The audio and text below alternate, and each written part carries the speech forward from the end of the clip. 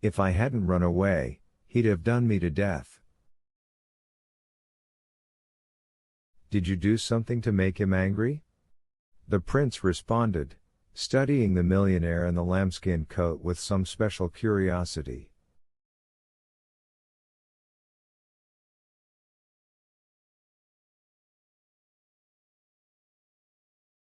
But though there might well have been something noteworthy in the million itself and in receiving an inheritance, the prince was surprised and intrigued by something else. Besides, Rogojin himself, for some reason, was especially eager to make the prince his interlocutor, though the need for an interlocutor seemed more mechanical than moral, somehow more from distraction than from simple-heartedness, from anxiety, from agitation, just to look at someone and wag his tongue about something.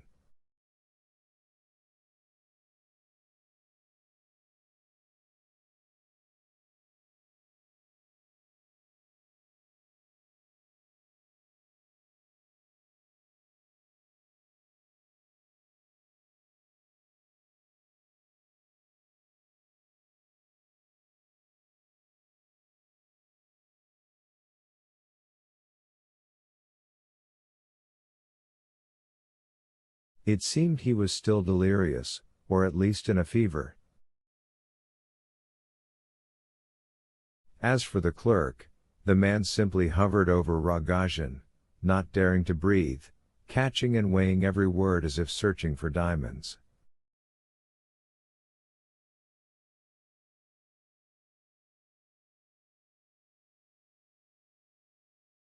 Angry, yes, he was angry, and maybe rightly, Rogojin replied, but it was my brother who really got me.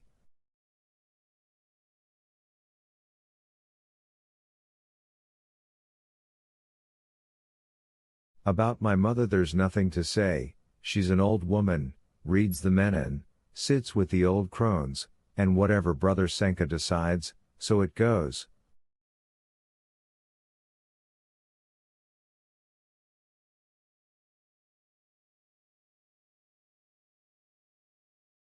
But why didn't he let me know in time?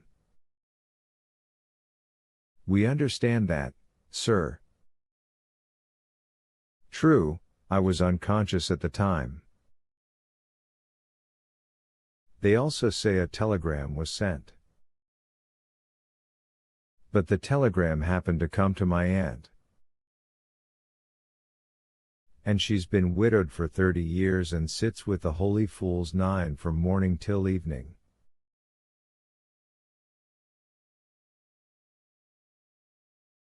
A nun, or not a nun but worse still. She got scared of the telegram and took it to the police station without opening it, and so it's been lying there ever since.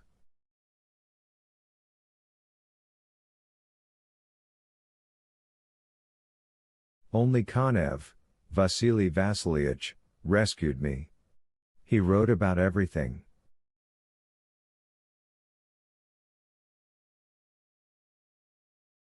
At night my brother cut the gold tassels off the brocade cover on the old man's coffin. They cost a whole lot of money, he says.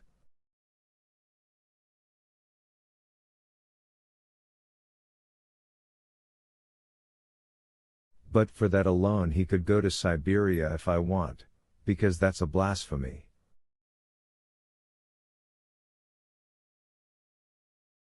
Hey, you, scarecrow. He turned to the clerk. What's the law? Is it a blasphemy? A blasphemy. A blasphemy.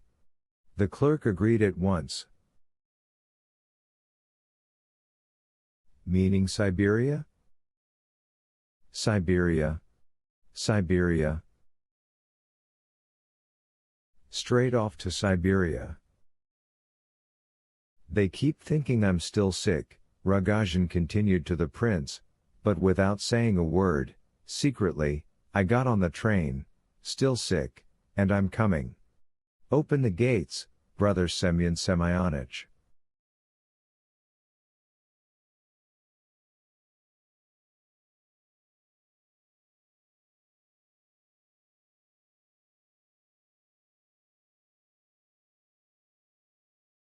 He said things to the old man about me, I know it.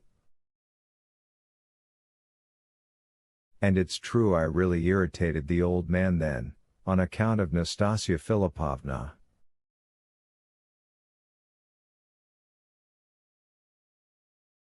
That's my own doing. Sin snared me. On account of Nastasia Philippovna? The clerk said obsequiously, as if realizing something.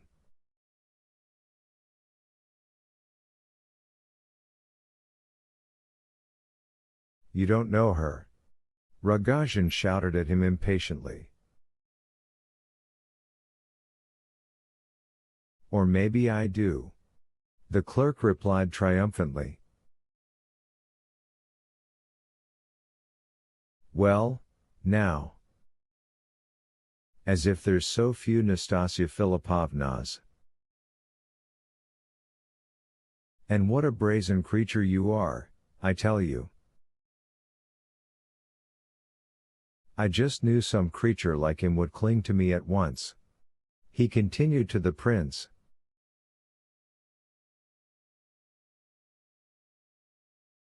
Or maybe I do know her, sir. The clerk fidgeted. Lebedev knows.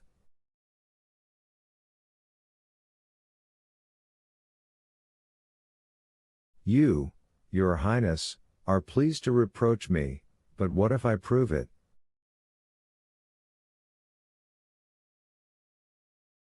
It's the same Nastasia Philippovna on account of whom your parent wanted to admonish you with a blackthorn stick, and Nastasia Philippovna is Barashkov. She's even a noble lady, so to speak, and also a sort of princess, and she keeps company with a certain Totsky, Afanasy Ivanovitch, exclusively with him alone, a landowner and a big capitalist, a member of companies and societies, and great friends on that account with General Epanchin.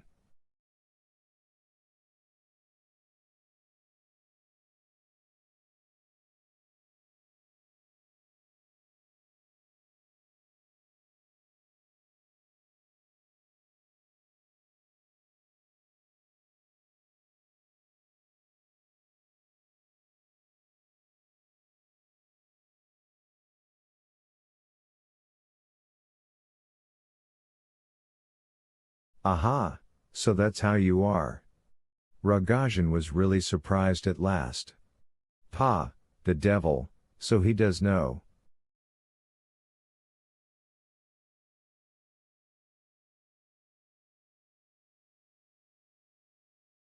He knows everything. Lebedev knows everything.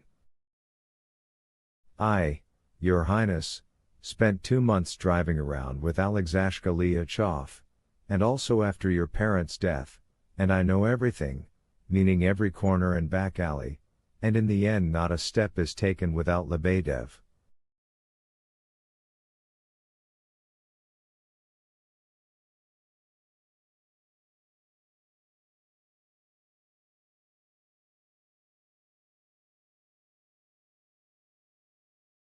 Nowadays he's abiding in debtor's prison, but before that I had occasion to know Arments, and Coralie, and Princess Patsky, and Nastasia Philippovna, and I had occasion to know a lot more besides.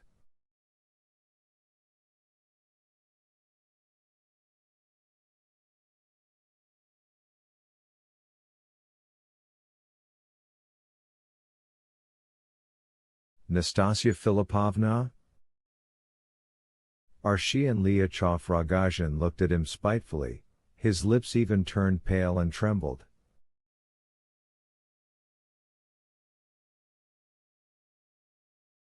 And nothing. And nothing. Nothing at all. The clerk caught himself and quickly hurried on. That is, Liachov couldn't get her for any amount of money.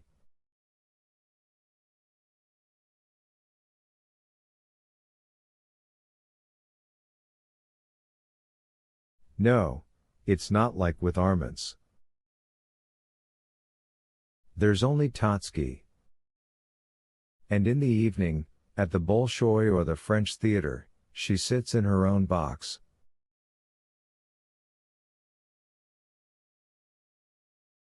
The officers say all kinds of things among themselves, but even they can't prove anything. There's that same Nastasia Philippovna, they say, and that's all, but concerning the rest, nothing.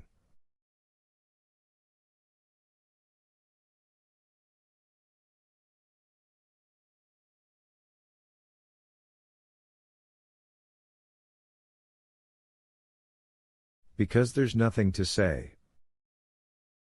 That's how it all is, Rogozhin scowled and confirmed gloomily. Zalyashev told me the same thing then?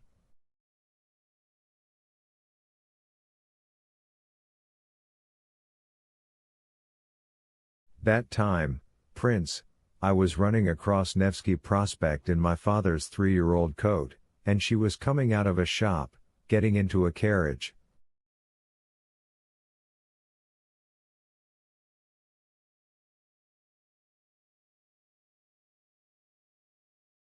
Burned me right through. I meet Zalyashev, there's no comparing me with him, he looks like a shopkeeper fresh from the barber's, with a lorgnette in his eye, while the old man has us flaunting tarred boots and eating meatless cabbage soup.